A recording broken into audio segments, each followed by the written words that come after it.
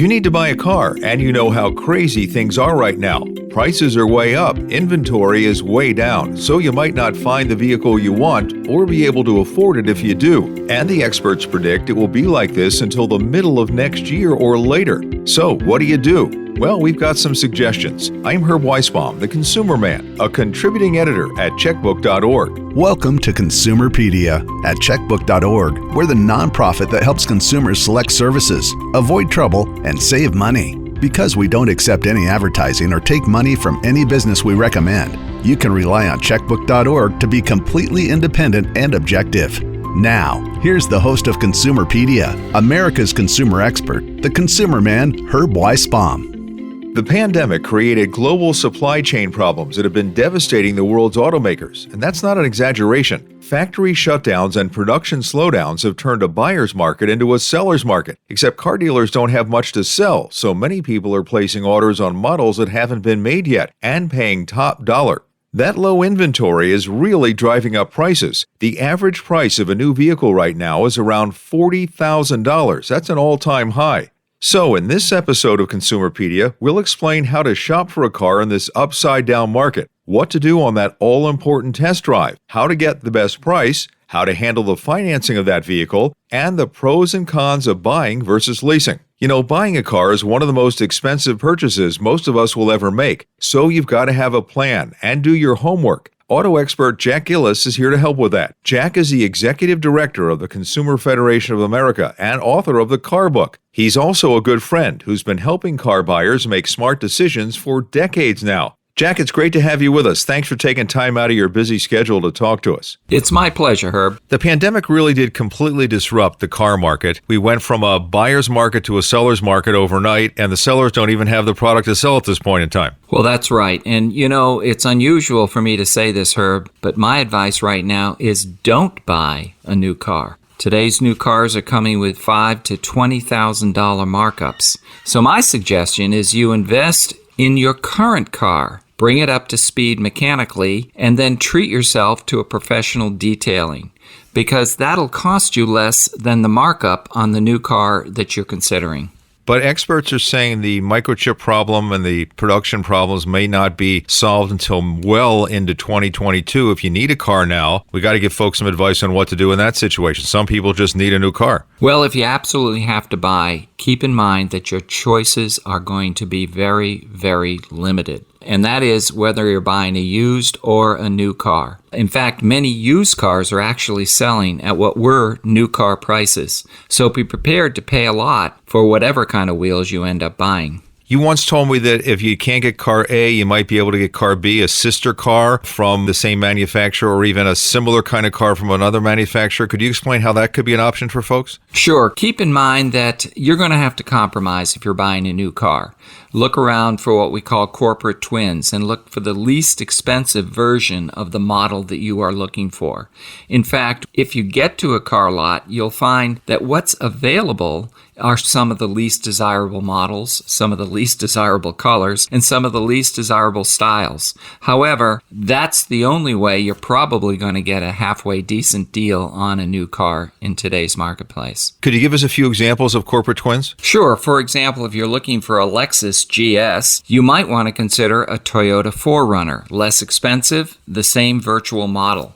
Another example is if you're in a lower-priced market and you're looking for a Hyundai Accent, you might choose a Kia Rio. So those are examples of what we call corporate twins, and often one version of that twin will be less expensive than the other. So they're built on the same platform, just a little bit different styling? Is that what we're talking about here? Yeah, what a corporate twin means, it's built on the same platform, it has the same engine drivetrain configurations, and what's different is some of the features. The styling may be different, you might be able to get greater options with the more expensive one, and in general, however, you're getting the same vehicle. A lot of the options on the lot right now are sedans because SUVs and light trucks are the big thing right now, although some dealers are actually running out of sedans too because that's all there is.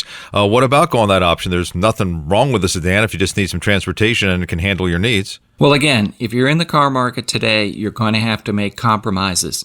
Most of us are looking for SUVs, but what you're going to find on the lot is sedans. So check out the sedans that are there and see if they meet your family's needs or they meet your personal needs. If all you're looking for really is reliable transportation because you needed a new car, then a sedan is a perfectly good choice. What are some of the other options you may have when you're at the dealership? Well, one of the things you can do today is order a car. If you're going to have to pay these exorbitant prices, be absolutely sure you get exactly what you want. And the only way to do that is to actually order the car. You're not going to be sure when you get it. In fact, companies like Ford are even advertising, place your order today rather than come in the showroom and pick up your car. Yeah, but it might take a while. I've talked to some dealers say it could be 3 months to 6 months, but I guess if you can wait, that's one way to get around this thing. That's one way. Whatever you do, you're going to have to move fast. That's whether you're buying a new or a used car, which unfortunately increases the likelihood that you'll either end up with a lemon or a model that doesn't really meet your needs. And that's the downside of this terrible market that we're in right now. I know you're not big on leasing a car because leasing always costs more in the long term than owning a vehicle, but if you have a situation as you're faced with right now where I got to get a sedan because it's the only option I have and I really don't want a sedan, I want an SUV, would there be anything wrong with leasing it, getting out of it in 2 years and getting yourself into the vehicle you really want instead of being committed to this thing you really don't want for a long term? Well, right now, the real problem is residual value, and that's how manufacturers and dealers determine the cost of the lease. And as cars go up in value, that residual value is going to go up, so therefore your lease costs are going to go up. And I think that's what consumers have to be careful of. Rather than lease a car, look around for a used car. You'll always do better in terms of the financial situation. The challenge is finding that good used car. So indeed, used is an option for some people. Let's talk about some of the things you need to do to be a smart used car buyer. In the used car market, like the new car market, choices are limited. And what you're going to find, which is so amazing, is that used cars are now selling at new car prices. A big concern that we have is demand is so high that salvage, flood, and other problem cars are becoming more prevalent. So therefore, a $75 to $100 trusted mechanic is an absolute must wherever you buy that used car from. A lot of people don't realize you drive off the lot, the car's yours. If you find problems later, that's not the dealer's problem. In many cases, you need to get that checked by an independent mechanic. When you buy a used car, you're buying it lock, stock, and barrel, and it's your problem after you've driven it off the lot or you've taken the keys from the private owner. Jack, for people who have a lease vehicle right now, they're finding themselves in an unbelievable situation where it's cheaper to buy the car than turn it back in, or they can make a lot of money. Explain what's going on there. In this crisis, the only people that are making out well are folks that have leased their car. And the reason is because that lease contains a residual value that was determined months ago when they obtained that lease, and that residual value is based on the old car prices. The new car prices are much, much higher. Therefore, leasing companies are dying to get these cars because they can resell them at a tremendous profit. What you should do is take advantage of that yourself. Buy the car from the leasing company at this prearranged price, and then you're out of the leasing cycle, and you have a car that you know better than anyone else. I just had a friend who did that. He couldn't believe how low the residual value was in comparison to what the car would be worth today. And he bought it. He loved the car. And he says, why not? I'm happy with it. I know what I'm driving. I'm going to continue to drive this thing. It was a very smart move on his part. Absolutely. So again, number one, don't buy a new car. Invest in bringing your current car up to speed mechanically. That will cost you less in many cases than just the markups on a new car.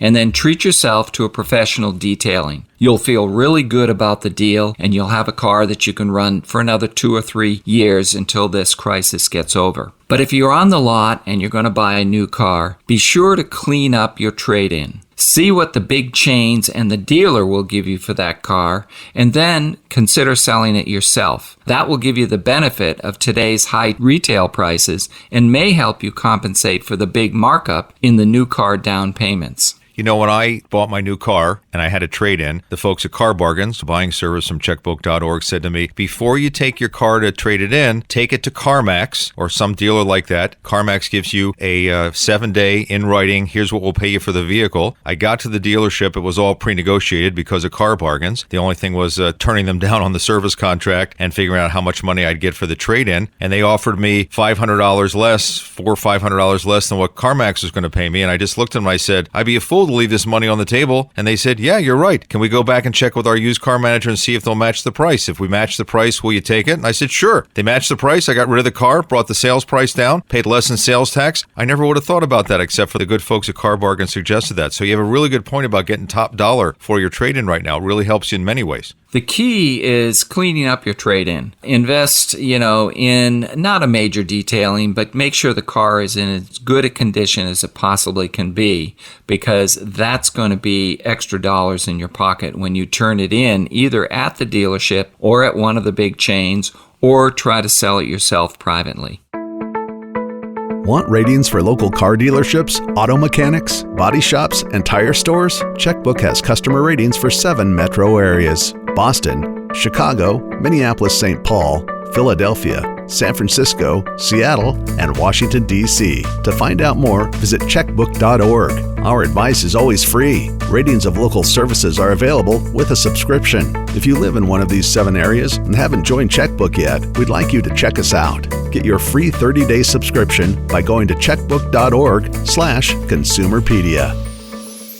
Jack, there are a number of companies now that are trying to change the model for buying a car. You do it online. Maybe they bring the car to you. Maybe you never see the car or test drive it before you buy it. What's your thoughts on the idea of buying a car without ever test driving that vehicle? Well, some of the things that we like least about the cars that we end up owning could have been resolved with a good long test drive. It's absolutely imperative to be comfortable in that car, to make sure you can back it in and out of your driveway, that there are no blind spots, that you're comfortable pulling onto a highway or changing lanes. And all of these things can only be determined if you do a test drive. Even simple things like the trunk isn't quite right. Bring the car home, show it to your family, open the trunk, have the kids sit in the back seat, have you sit in the back seat, and go through this process. It's one of the best investments you can make to ensure that the car you're spending so much money on is going to be a good choice for a long time. Yeah, you made sure to tell me when I was buying my car, you gave me a couple of vehicles to look at. You suggested, and it was between the Toyota Camry and the Toyota Avalon. When we got in the Avalon, I could not see over the hood of the vehicle. It was different than what was on the Camry, and we went with a cheaper model, not because of price, but because I felt just better being able to see ahead of me. I would have never done that if I hadn't taken a test drive in both vehicles, back to back. The test drive is really important. In fact, when you read reviews about cars, you read about these high-performing vehicles. Well, as a matter of fact, you may not be comfortable in a high-performing vehicle. I know that my mother would not enjoy driving a BMW 3 Series rather than her old Subaru, so that is really something you want to take in consideration. It's how you feel in the car, not how the reviews and the reviewer feels. Let's talk about the extended warranty, the service contract, which you will be pitched probably several times, maybe with a high-pressure sales pitch when you're in the finance office to finish up all the paperwork. Your thoughts on that? Well, keep in mind that when you're in a car dealership, you're matching wits with a seasoned pro, and they are going to do everything possible to get as much money out of you as possible. And one of the ways they do that is to promote extended service contracts. They'll often call them extended warranties. Well, guess what? You don't have the same legal rights with these service contracts as you do with a warranty. They are not warranties. But the bottom line is, if in fact they generally paid off, think about it, they would never be sold. The bottom line is you will rarely take advantage of the incredible cost that you have to pay for this service contract after your warranty expires. So stay away from them. And what I recommend is take the $1,000 to $1,500 that they may be charging you, put it in a savings account, and you'll have a nest egg to draw on should you have repairs after the warranty expires. More likely, you'll be building up your down payment for your next new car. The one other big mistake people tend to make is the salesperson, and as you said, they do this for a living, and we do this once every couple of years, will ask you your budget, how much, what's your monthly payment? And that's a really bad way to judge whether you can afford a car. What dealers want to do is get you out of the showroom for as much money as possible. But they'll conceal that amount by saying things like, well, gee, Herb, what if I could get you out the door for $325 a month? How does that sound? And many people say, well, gee, $325, that sounds pretty good. However, what you don't know is what your financing rate is, what the cost of the car is, or what your trade-in is. He's completely buried all of those costs in that monthly payment. So the bottom line is, keep in mind that you're doing 3 separate deals. First, you're trading in a car, and you want to make sure you get the fair price for that. Second, you're arriving at a price for the vehicle. And thirdly, you are arranging for financing. Keep the 3 deals separate. If you don't keep them separate, you'll never know how much you're really paying for that car. And final question for maybe parents listening. Any thoughts you have for folks who are trying to get a car for their young drivers, the brand new drivers? I know safety's got to be a concern for parents. For most parents shopping for a car for their teenager or their new driver, safety is a critical issue. The challenge is cars have become safer and safer over the years, so to get the safest car with all the new safety features, you end up having to buy a new car, which we all know is terribly difficult in this market. So the second thing is to look for used cars with the maximum number of safety features, number one. And number two, make sure you buy a car that is easy to drive. It takes most of us 2, 3, 4, 5 years to become halfway decent drivers. So you want that car to be as easy to drive as possible for your young driver. So if you're buying a low-mileage used car that's only a couple of years old, odds are it will probably have most of the safety features that would be on a new car, at least the important ones for your young driver. It will have many of the safety features. It won't have all of them, but most of us can't afford to go out and buy a brand new car for our teenager. So the bottom line is buy the latest model you can, but keep in mind that every single car has a different number of safety features. So that's got to be a critical thing to look for when you're out there shopping for a used car for your youngsters. Bring a list of the safety features you want and make sure the cars that you're looking at has as many of those as possible. Jack, some really important information. Hopefully you've saved some people some money and some headaches. Thank you so much for spending time with us today. It's my pleasure, Herb. Look forward to doing it again. Consumerpedia Fast Facts. As sticker prices go up, people are keeping their cars longer. In the U.S., the average age of vehicles on the road is now a record 12 years. It's estimated that the average car spends about 95% of its time parked. And here's a fun fact. The first paper speeding ticket in the U.S. was issued in Dayton, Ohio back in 1904. Harry Myers was pulled over for going down West 3rd Street at 12 miles per hour.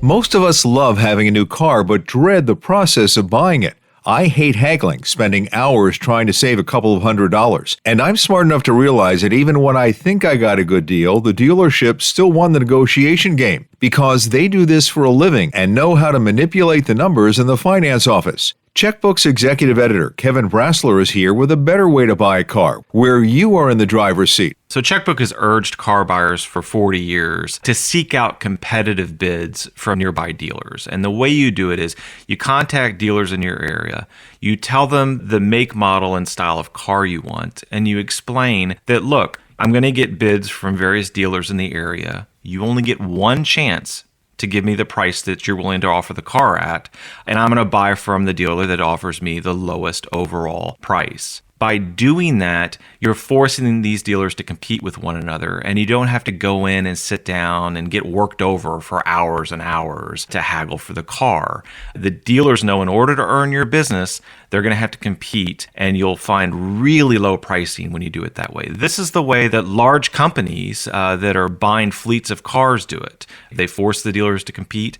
It's what you should do when you're buying a new roof for your home. You should invite 3 to 5 roofers out and just let them know that you're going to get prices from others. It's what I do at Checkbook Magazine when I need to get magazines printed. I contact printers that I've worked with in the past that I know do good work, and I invite them to bid on the project. That way I know I'm going to get the lowest price I can get. And it eliminates so much trouble in terms of sitting down with a salesperson at a dealership for hours and hours and having them just work you over. So really, Checkbook's Car Bargain service does all the work for you. It contacts dealers in your area, asks them to bid on your business, and then presents you with the best prices. Right. This is something you can do on your own.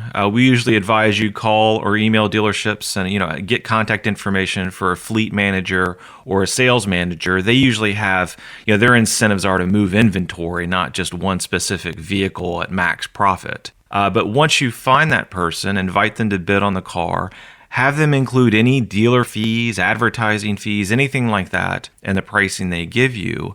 And you'll find that most dealers are professional. They'll appreciate your business-like approach to this, and they'll bid accordingly. But if it seems like too much, and this is something you can do on your own, but if it seems like too much trouble for you, or you're just not comfortable, or you're not worried you have the expertise or something, we built a service many years ago, more than 25 years ago, that does this work for customers. We charge a fee for it, but we're on your side. We work just for you. You contact them. They collect bids from local dealers, and we guarantee that the pricing we get will be far better than anything you get elsewhere. By that, we mean that if you find a better deal elsewhere, and you likely won't, that we'll refund all your money. Kevin, can Car Bargain still help people in this crazy car market where it's hard to even find a vehicle you want? There have always been certain makes and models that aren't good fits for this bidding process. So if a new model just came out, for a long time it was hard for us to get, when Toyota Priuses came out, it was hard for us to get bids on those because everyone was lining up to get them. There were waiting lists for them. And so these days, there are more makes and models for which Car Bargains is going to have trouble getting dealers to compete because they're taking orders for cars that haven't even been built yet in some cases. But what Car Bargains can do for you is they can try. And if it doesn't work out, then you don't pay. But at least you know then, okay, this make and model that I'm interested in, it is going to work, it's not going to work, I should wait, I can buy now. They'll have a better handle on what to do. But really more important than anything is they're going to guarantee that, okay, this is going to be the best price you're going to get, regardless of supply and demand. Thanks, Kevin. You can find out more about Car Bargains and how the car bidding process works on our website. Just head to checkbook.org/carbargains. One more tip before we go. Many car buyers are taking out really long car loans these days, 6, 7, even 8 years. These long loans can bring down the monthly payment, but they cost more in the long run and have a number of other drawbacks. We've put a link to my story on the pitfalls of taking out a really long car loan in the show notes.